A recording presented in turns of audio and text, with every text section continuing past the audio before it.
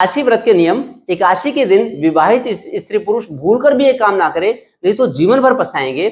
शास्त्रों में ऐसा आया है, आयुर्वेद के ग्रंथों में ऐसा आया है कि अगर आप प्रेगनेंसी प्लान कर रहे हैं, अगर आप चाहते हैं कि हमारी जनरेशन आगे बढ़े, तो एकादशी वाले दिन भूलकर भी कंसेप्शन ना करें, गर्भाधान ना करें, इंटरकोर्स ना करें, संभोग ना करें। ये तिथियां हैं शास्त्र में ऐसी बताई हैं कि प्रतिपदा हर महीने की पहली तिथि भारतीय कैलेंडर के हिसाब से, पंचांग के हिसाब से अष्टमी तिथि, अमावस्या, पूर्णमासी, एकादशी, चतुर्दशी, संक्रांति, ईश जयंती, सूर्य ग्रहण, चंद्र ग्रहण, और जब कोई भी किसी भी तरह का फास्ट हो, त्योहार हो या शादी के दिन, इस दिन भूल कर भी प्रेगनेंसी प्लान ना करें, गर्भाधान संस्कार ना करें, कॉन्सेप्शन ना प्लान करें, इस दिन संभोग ना करें, इंटरकोर्स ना करें। नहीं तो आने वाली संतान उनको सेरेब्रल पैल्सी की दिक्कत हो सकती है, एडीएचडी की दिक्कत हो सकती है, बच्चे हाइपर एक्टिव हो सकते हैं, मेंटली वीक हो सकते हैं, तो जिससे कि उनका पूरा जीवन खतरे में पड़ सकता है। देखिए, भारत के जो संस्कृति है उसमें तो लोग इन चीजों का पालन करते हैं, काफी लोगों को पता होता है, लेकिन विदेशों में इसका पालन नहीं करते लोग, उनको पता नहीं होता, जिससे कि विदेशों में सेरेब्रल पैल्सी के, एडीएचडी के पेशेंट बहुत ज्यादा है। मेरे पास काफी लोग आते हैं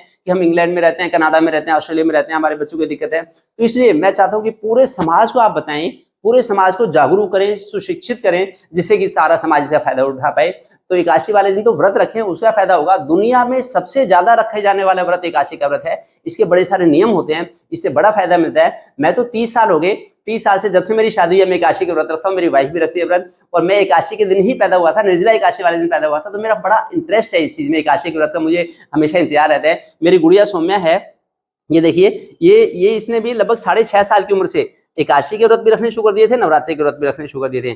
हमने दोनों बच्चों के टाइम में प्रेगनेंसी जो प्लान की है, बड़ा सोच समझ के प्रेगनेंसी प्लान की है। और बेटा इसने चाइल्ड स्पेशलिस्ट है, ये एमबीबीएस एमडी हो गया, इसका हो गया ये, और ये बीएलएलबी की तैयारी कर रही है। जो सौम्या है, जब से पैदा हुई है हमेशा 5 दिन नहाई है। छोटे छोटे व्रत रखने की वजह से, छोटे छोटे नियम की वजह से घर के संस्कार अच्छे बन जाते हैं। जब 2.5 साल की थी तो सुबह 5 दिन नहा के योग करने लगी, और जब ये 6.5 साल की हुई तो इसने एकादशी के और नवरात्रि के व्रत रखने शुरू कर दिए। 6.5 साल की उम्र से लेके आज के 18 साल की उम्र तक हमेशा ये सारे एकादशी के व्रत रखती है, हमेशा सारे नवरात्रि के व्रत रखती है। हम लोग, मैं और मेरी वाइफ, हम लोग तो एकादशी वाले दिन फलाहार लेके काम चलाते हैं। बच्चे एक टाइम कुट्टू के आटे का या समा के चावल की खीर वगैरह ऐसे ले लेते हैं, तो खाना ले लेते हैं, उससे इनका काम चल जाता है। इसलिए एकादशी के व्रत का पालन भी करें और उसके नियमों का पालन भी करें, नहीं तो बड़ी दिक्कत आती है। मेरी तो प्रेगनेंसी की पूरी प्लेलिस्ट है मेरे यूट्यूब चैनल पे, जगदम्बा बेबी केयर पे आप बोलेंगे प्रेगनेंसी, तो उसकी प्लेलिस्ट है, उसमें प्रेगनेंसी के किस महीने में क्या खाएं क्या ना खाएं, डिटेल में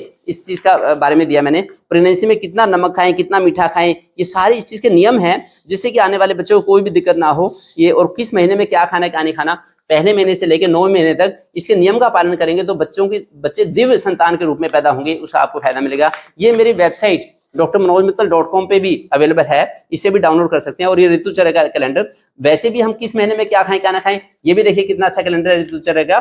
तो और फिर प्रेगनेंसी में तो और ज्यादा इंपॉर्टेंट बन जाता है। हर ऋतु में खान पान अपना हम ग्रह नक्षत्रों के हिसाब से अगर रखेंगे तो उससे हमें कभी भी कोई वात पित्त कफ का असंतुलन नहीं होता, और हमारे शरीर की सभी सप्त धातुओं का संतुलन रहता है, फिर हमें कोई दिक्कत नहीं होती। मैं चाहता हूं कि ऐसी ऐसी कीमती इन्फॉर्मेशन आप पूरे देश में सबको बताएं।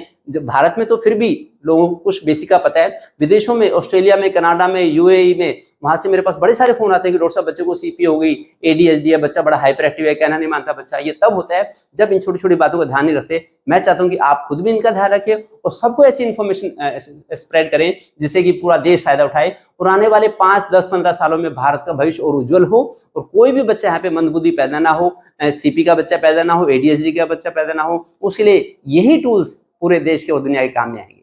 Thank you.